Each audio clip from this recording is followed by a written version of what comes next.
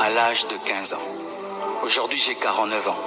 J'aurai 49 ans le 27 janvier. Ça fait 34 ans que je suis chrétien. Et j'ai vécu des choses avec l'esprit et la puissance de Dieu. Lorsque je rentre en arrière et je regarde ma vie de 0 à 15 ans, j'aurais cru que j'avais 30 ans. Parce que le niveau du mal qu'il y avait dans ma vie, c'est comme si j'avais 30 ans. Une précocité dans le péché comme pas possible. Tout a commencé par une personne qui habitait chez nous. J'avais 7 ans. Elle venait la nuit dans notre chambre. Elle couchait avec nous. Elle était plus grande. Elle nous a introduit comme ça à la sexualité. Et quand elle nous a introduit comme ça à la sexualité, elle pouvait organiser des orgies.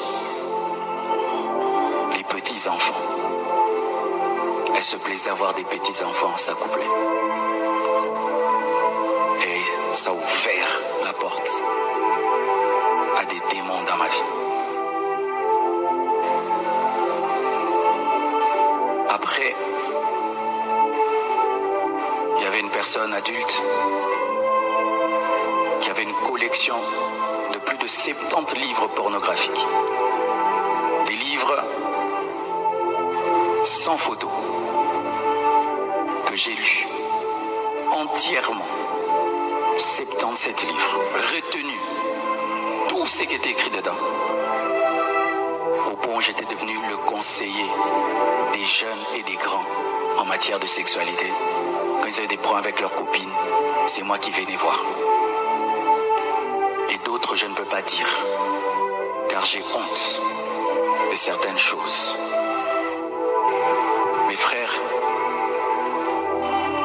à l'âge de 10 ans, les sorciers sont venus me manger.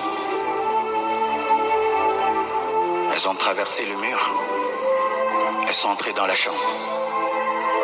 Quand elles sont entrées dans la chambre, elles chantaient mon nom en swahili, avec un tam-tam et une casserole bouillonnée dans l'espace.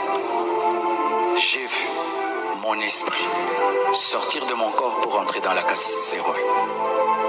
J'ai fait la prière de Je vous salue Marie, elle n'a pas marché. J'ai fait la prière du Notre Père, la casserole a disparu, les sorcières sont parties. Et j'ai couru dans la chambre de mes parents.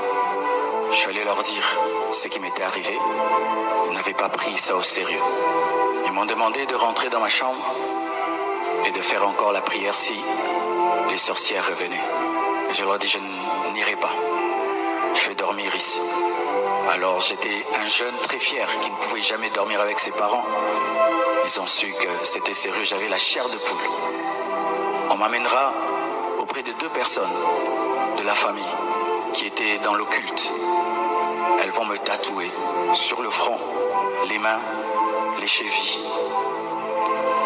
Et ils vont mettre la poudre rougeâtre. Et vont parler. Il n'est pas de votre famille, vous ne pouvez pas le manger.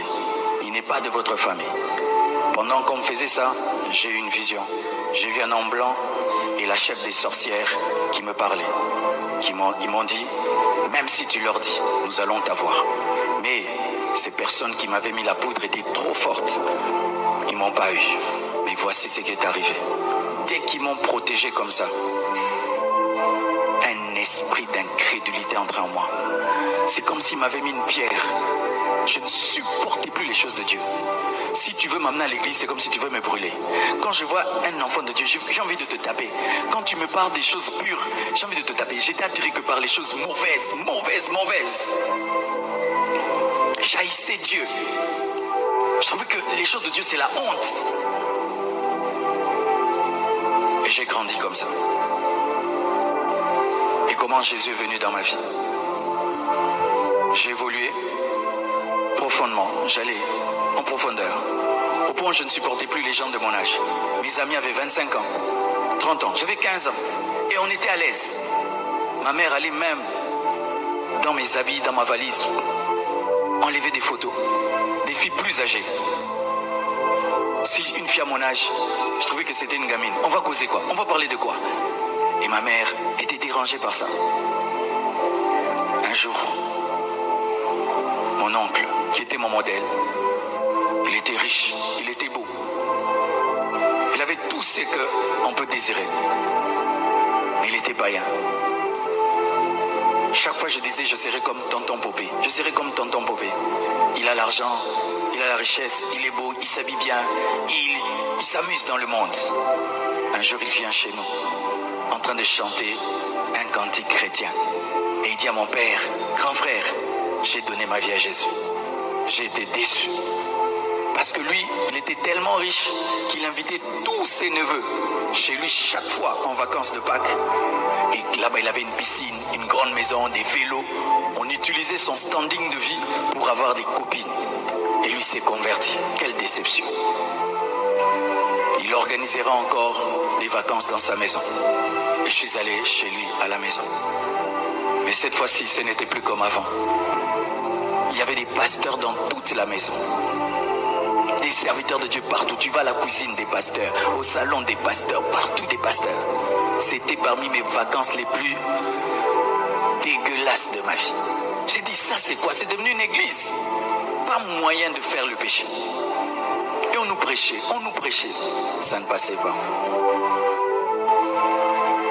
Un jour, mes frères, je suis allé prendre mon bain pour me préparer à aller voir une copine. J'entre dans la salle de bain. Je veux sortir. J'ai une apparition. Jésus m'apparaît. Il me parle. Il me dit, Marcelo, convertis-toi. Comme tu entends ce baffle, j'ai entendu la voix de Dieu comme ça. Une lumière m'apparaît. Et je réponds à la voix. On se convertit comment? La voix me répond. Souviens-toi des paroles de mon serviteur Jean. Jean me disait, fais un pas, Dieu fera le reste pour toi. Fais un pas, Jésus fera les 9 pas pour toi. Parce que moi, je voulais devenir, changer d'abord et ensuite devenir chrétien. Je disais à Jean, si même je me convertis aujourd'hui, moi je vais abandonner. Et en ce temps-là, on nous disait que les métis ne prient pas. Et je lui disais, Jean, est-ce que dans votre église, il y a quelqu'un qui a cette peau? Personne. Tu veux que je sois le premier métis de votre église? Nous, on ne prie pas. Nous, on est mauvais, on est impudiques, on est des orgueilleux, on est des mécaniciens. C'est ce qu'on disait des métis. Même si je prie, je vais abandonner. Laisse-moi tranquille, Jean. Quand je changerai, je viendrai. Et Jésus m'a dit, souviens-toi des paroles de mon serviteur Jean. Mes frères, moi, je n'ai pas donné ma vie à Jésus par une récitation comme on vient, Seigneur Jésus. C'est bien.